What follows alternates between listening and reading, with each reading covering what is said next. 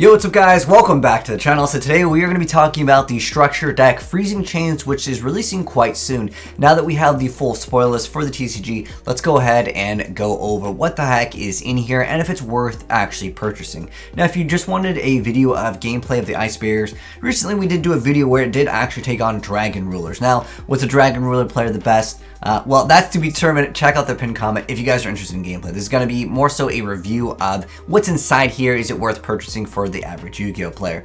Now, if you guys are just even collecting Ice Barriers, to get them all in like good condition, as some of these cards are quite old, it can be okay for those reasons. If you're just kind of like a collector, you just want to buy one of them just for like nostalgia purposes or whatever the case may be. Maybe you played them on Duel Links, as I know that a lot of people did play them on Duel Links at one point, and you wanted to get it in real life. That could be like your main incentives here. If you're looking for a very good and competitive deck, would I say picking up 3 copies of these would be something that you can just go right out of the gate? And if you don't have like any of these other Yu-Gi-Oh cards like impermanence and stuff like that, is this going to be a good investment for you if you want to take the game seriously? I would say no. Now, if you are also interested in like, you know, maybe you can get some cool reprints out of it, right? You know, getting access to Trishula is pretty cool, access to Bryo. Like some of these cards are like a Point of the Red Lotus are decent, but most of these cards that are actually getting reprinted in here, like Crackdown over here, they're not too expensive already. So from the point of, you know, I want to profit off this, sometimes with Yu-Gi-Oh, what you can do is you can profit off of buying just a starter deck and individually selling the cards online or trading them, whatever the case may be. I wouldn't really say that there is a really good chase card. I mean, most of these things have been either reprinted or they're just out of the game in terms of like it being viable for meta.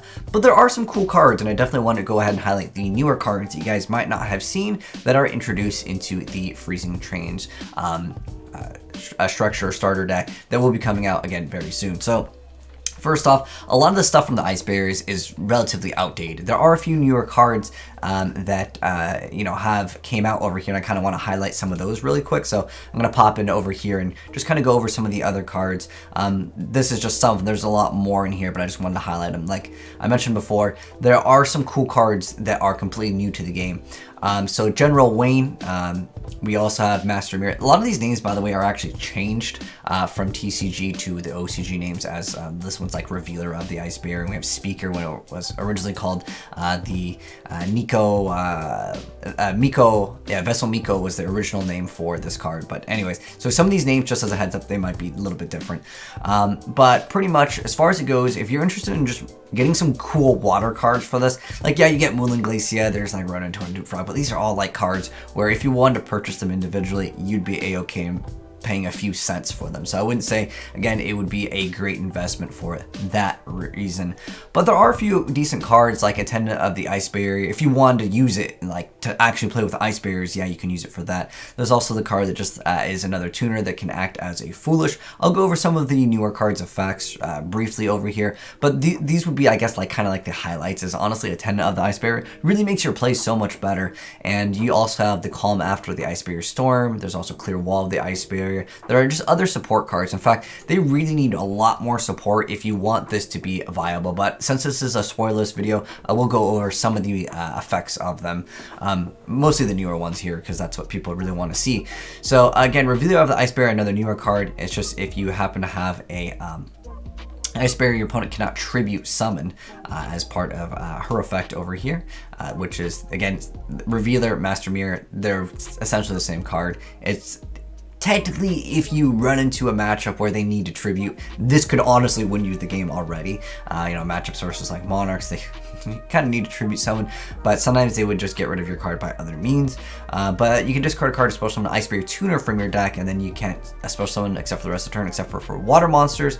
And if you were to activate an Ice Barrier monster's effect by sending cards from the hand to the graveyard, you can banish this card instead of sending one of those cards, which can technically work well with like an old school Ice Barrier support card strategist. You just get to send an Ice Barrier, and then you get to draw a card. So there are some synergies with the deck, but it's just outclassed for the most part.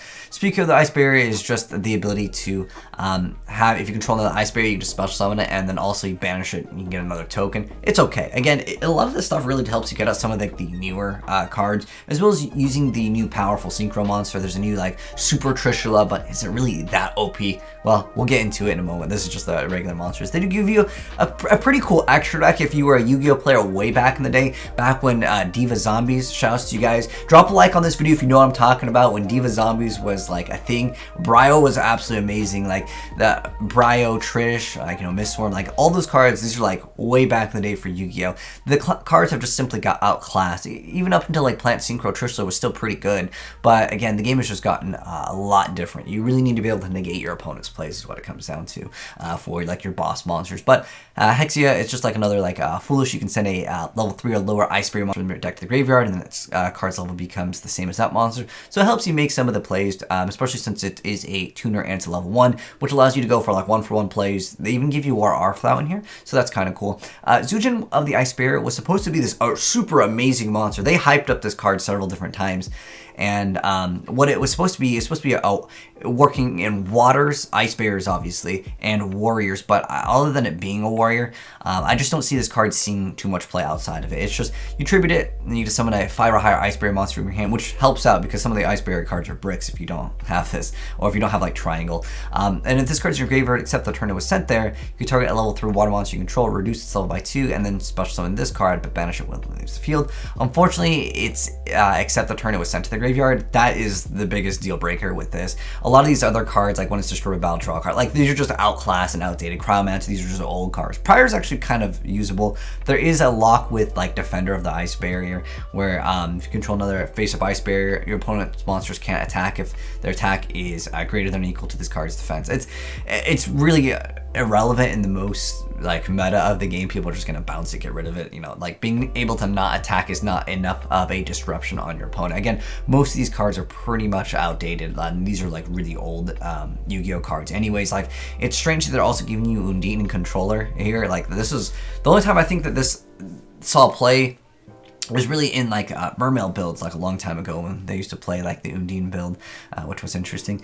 And then Aqua Spirit's just a overall well-rounded card if you guys haven't played it in Mermails or just anything that would use a lot of waters. It's just another free summon. Unfortunately, it's not like a tuner or like a, you know, anything that would give you any other pluses. It's just like a free summon. It does have this other effect where you can change the battle position, and there is some stuff with the Ice Barrier that I know like works with the positioning, but it's irrelevant in the game. Again, the game has just gotten too fast. We have Dupe Frog, Rodent Totems. If they gave us like a totally awesome in the extra deck, that would have been really cool as well. Will Glacia is a pretty decent card, but if you go to like TCG player, it's just a few cents. Like most of the cards, if we even go to like even the newer Trishula right now, it's not in stock, but the older Trishula is only like a few cents, so it's not really a mental lord, if I could spell. Okay, here we go. Dueling Glacia. Like most of these cards, again, like you can get it for 20 cents. None of these, again, are cards I would say are going to be things where you can profit off of. Really, I mean, if you individually sold all of them for like a few cents, would you make your $10, which is like the MSRP of these? It's okay. But overall, I think that most players wouldn't purchase like these cards individually. But if you are interested in any of these cards, I would just purchase them individually. If you're just looking at a few of them, there's no real point to just buying the whole freezing chains here. But anyways, wins over the Ice Barrier, so tribute any number of Ice Barriers, and then you can special from your deck. That many level 4 or lower Ice Barriers with different names. So you can have like kind of a trash board, so to speak, and then bring out more powerful monsters with some of the fodder with this. And then you could banish it and target one of your Ice Barriers and add it back to your hand. It like kind of lets you plus in that sense. But I would say it's overall, again, why not just play those cards, get those cards out in the first place versus using these and then getting rid of them and then going for your play, if that makes any sense. But I know it's for consistency. Then you also have the Freezing Chains, so you get to target level 4 lower Ice Barrier in your graveyard, summon it, and then while you control 3 or more Ice Barrier monsters monsters you control are unaffected by the activated effects of your opponent's monsters that were special summoned from the extra deck. So they tried to make it a little bit meta with this card. This is like the new card that, like, if they're going to be able to disrupt you, they need this, and then Yeah. Unfortunately, the problem with this card is that you have to control 3 or more Ice Barrier monsters, which is not the easiest thing to do. And on top of that, you want to make powerful things. And unfortunately, it's only monsters you control are unaffected by the opponent's monsters that would be summoned from the extra deck. So what it means is they will just make their powerful monster, get rid of Freezing Chains, and then it's free. It really should have stated that like your opponent's monsters that were special from the extra cannot activate their effects at all. Like that would have been way better versus unaffected by their effects, because again, what they're going to do is just get rid of this card.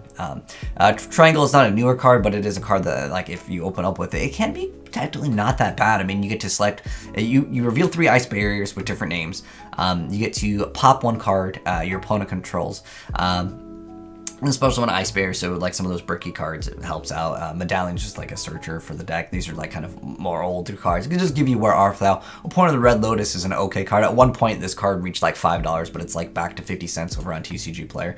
It's just not that expensive a card. You can get it for like $1 or something like that. So I would say for those reasons, Phoenix Chain's an old school Yu-Gi-Oh card. It used to be actually a little bit pricey, but for the most part, most of these cards are under the $1 part, with the exception of Crackdown, which as of right now, the lowest listing is like $2. Is it worth it for $2? That's about one of the best cards.